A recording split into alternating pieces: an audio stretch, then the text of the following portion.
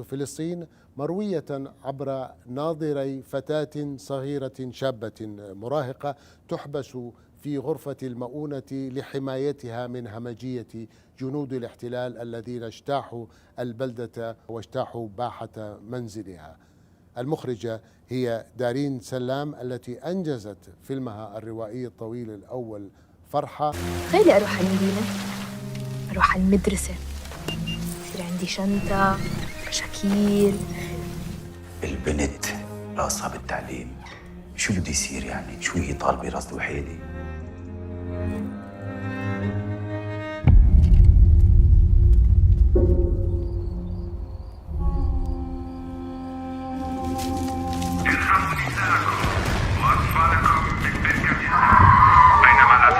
ما في وقت يابا، برجع يابا، خليكي جوا يابا، لا تخافي.